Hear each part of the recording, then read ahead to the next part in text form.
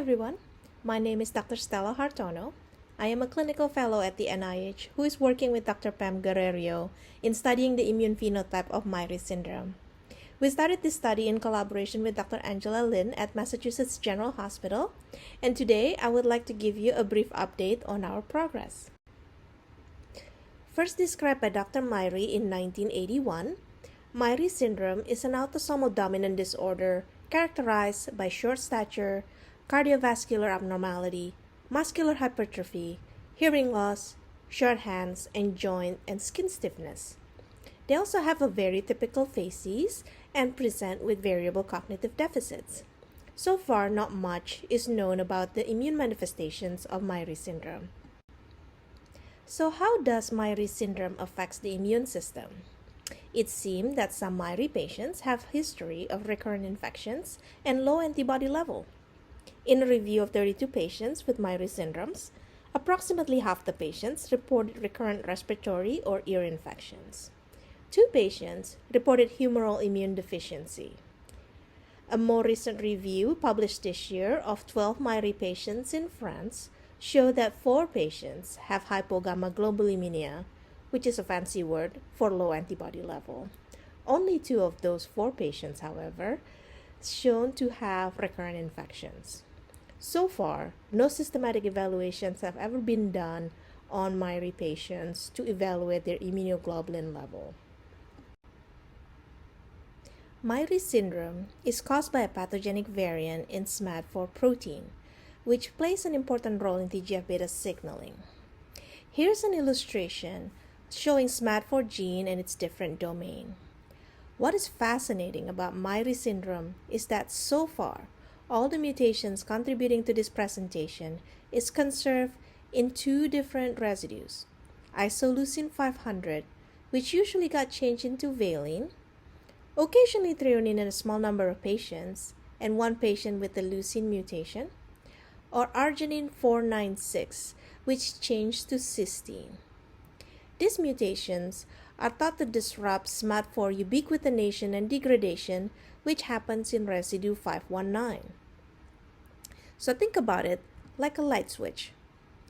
When the SMAD4 protein is intact, the switch is turned on because the protein is available to help signaling.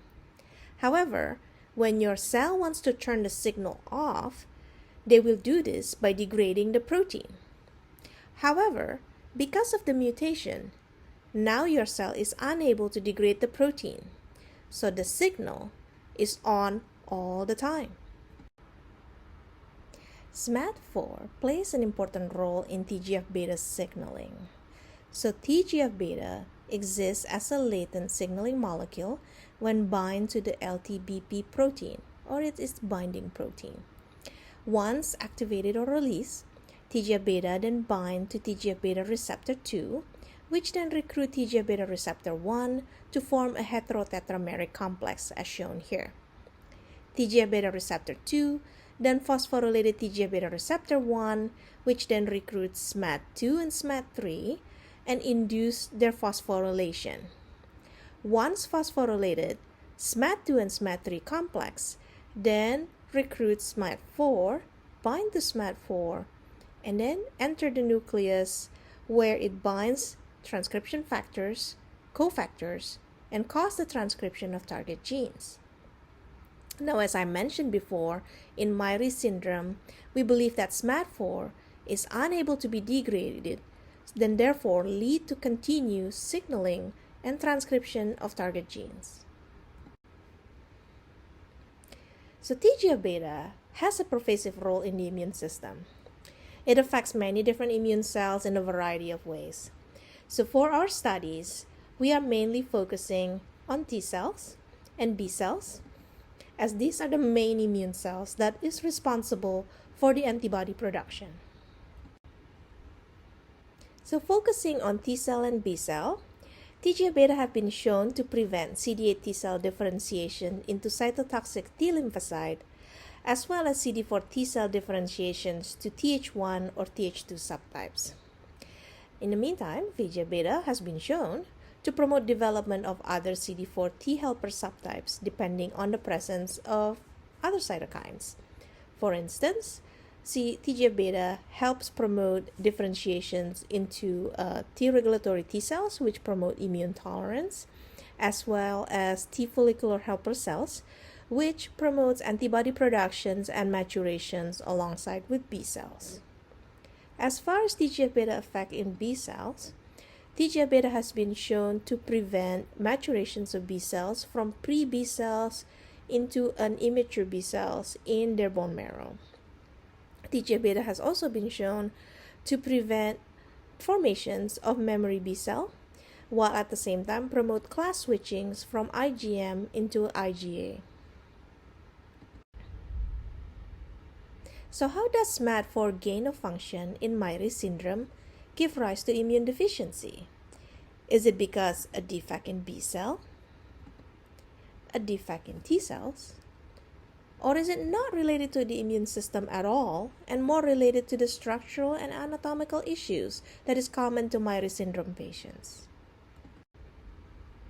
To answer this question, we at the NIH have an ongoing research studies to understand how the immune system is affected in Myhre syndrome. We are looking to define the risk for recurrent infections, evaluate vaccine response, as well as looking into the prevalence of autoimmune and allergic diseases. This is being done via telehealth as well as in-person visit to the NIH. We also seek to understand how the pathogenic SMAD4 mutations in Myhre syndromes affect the immune system at the cellular level, including T cell and B cell development, as well as their role in antibody production. To do this, we request research blood samples from patients who come from an in-person visit at the NIH. We understand, however, that traveling to the NIH might be challenging for some families, so we are looking into collaboration with immunologists at Massachusetts General Hospital to allow the clinical and lab evaluations to happen during the visits to Dr. Lin. We are also interested in the immune response to COVID-19 vaccine. This study can be done in person during the visit to the NIH or by sending samples.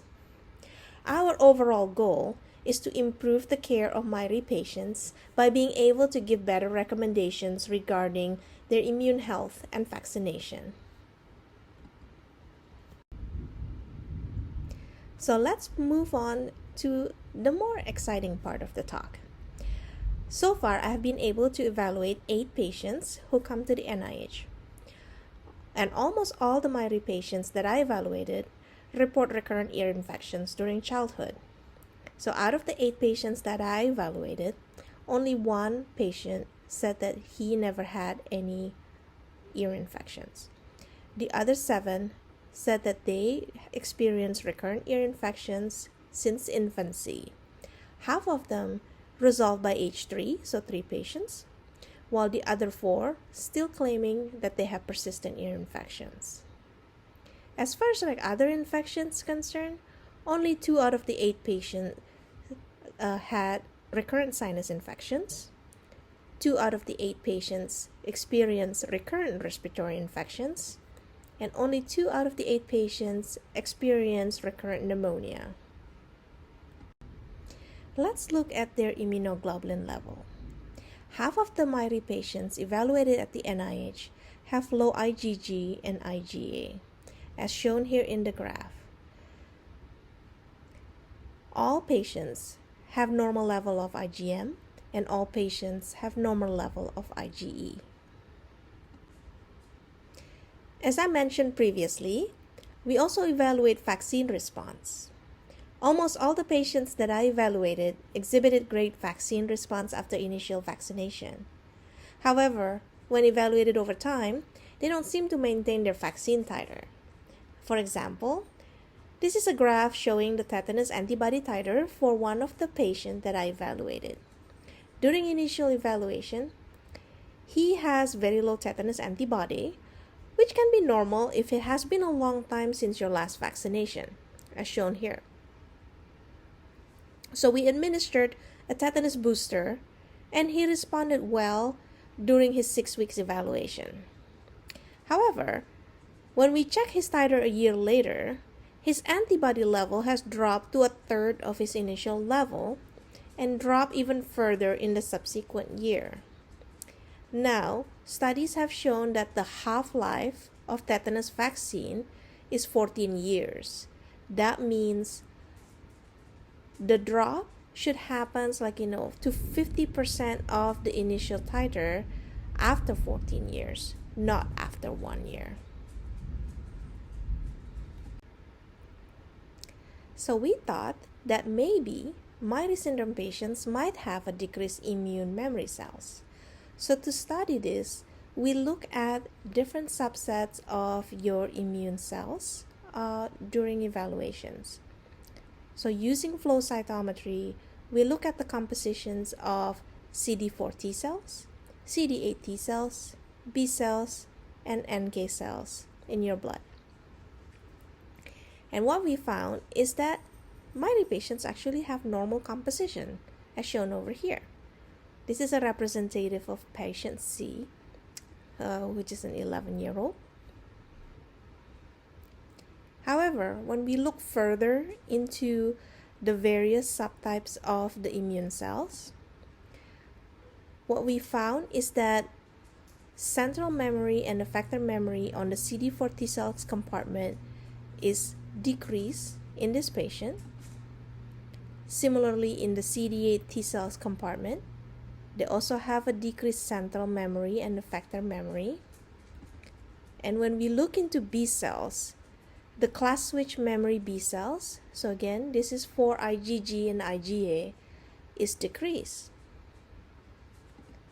So we look at another patient. So this one is a 4-year-old. Again, have normal total number of CD3 or lymphocyte cells. And again, when we look into her subsets, they all look normal. However, when we look again into the central memory and the effector memory in the CD4 and the CD8 compartment, they all decrease, and again showing also a decrease in the class switch memory B cells. So, do Myhre syndrome patients have increased risk of developing CVID? CVID stands for Common Variable Immunodeficiency, which is an immune deficiency disorder characterized by defective antibody production. This is defined by the following lab findings: reduced IgG level, which a subset of our patients have, as well as low level of IgA and or IgM, which again a subset of our patients have. This is also characterized by poor or absent response to vaccine, which is also exhibited by our patients. To further answer this question, in addition to our clinical study, we will also be working with Myhre mouse model, which has been graciously provided by Dr. Lindsay at MGH to further define vaccine response, as well as to continue our understanding of the effect of SMAD4 mutations in the cellular level, with the overall goal of improving the care of patients with Myhre syndrome. In closing, I have to say I felt very blessed to be able to work on this study alongside the Myhre families and the folks at the Myhre Foundations, as well as our collaborators at the MGH, Northwestern, and Johns Hopkins University. I am really looking forward to continue to advance our study and hope that by next year, we will be able to provide better insight and guidance regarding the effect of Myhre syndrome on the immune system. Thank you.